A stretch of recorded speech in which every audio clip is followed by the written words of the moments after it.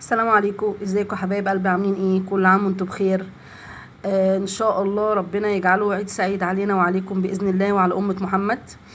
النهارده ده الاوردر طلعناه النهارده، عملنا باذن الرحمن، ونبدا ونقول اللهم صل وسلم وبارك على سيدنا محمد وعلى اله واصحابه اجمعين. ما تنسونيش يا حبايبي في لايك وتعليق واشتراك في قناتي وفعلوا الجرس عشان يوصلكم مني كل جديد. وطبعا اللي حابب يحجز الاوردر يتفضل. احنا الحمد لله شغالين، بدأنا ان احنا نشتغل تاني بعد العيد. تمام. والاوردر هيوصل لكم داخل القاهرة، في كل حتة داخل القاهرة المندوب هيوصل لكم لحد باب البيت. تمام يا حبايبي، اللي حابب يحجز الاوردر انا بسيب رقمي في الوصف عشان اللي حابب يحجز يتفضل. تمام. النهارده بسم الله ما شاء الله عملنا كوارع. تمام. ودي الشوربه بتاعتها بسم الله ما شاء الله دسمه جدا.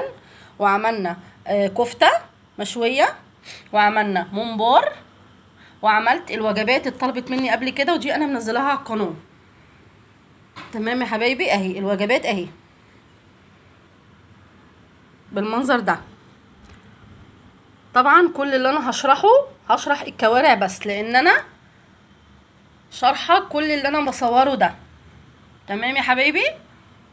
طبعا عايزه رايكم بقى في الاوردر الجميل ده، واي حد يعجبه الفيديو يا ريت يعمل لي اشتراك في قناتي عشان يوصل لكم مني كل جديد. اي حاجه انا بنزلها توصل لكم،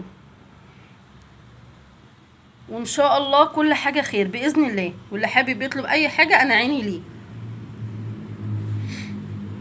وبرضك في عروض انا بنزلها وهكتب لكم سعرها اهو يا حبايبي. الكوارع دي انا عملتها ازاي؟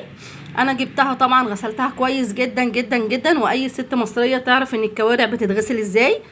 عملت لها نقعتها في ميه بليمون، وغسلتها بملح، وغسلتها بفلفل اسود، ونقعتها في ميه بملح تاني، يعني غسلتها كتير جدا. اي ست مصريه طبعا هتعرف الكوارع دي بتتغسل ازاي عشان ما تبقاش زفره. تمام.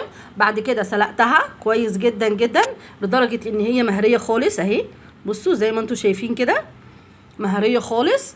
بعد طبعا ما سلقتها وغسلتها والحمد لله استوت وبقت زي الفل زي ما انتم شايفين، وبسم الله ما شاء الله طعمها تحفه. ورحت جايبه حته سمنه ورحت محمراها فيها. حطيت ندعه صلصه صغننه قوي عشان تديني الحمار ده. الحمار ده مش ظاهر في الفيديو قوي، بس هي بسم الله ما شاء الله شكلها تحفه.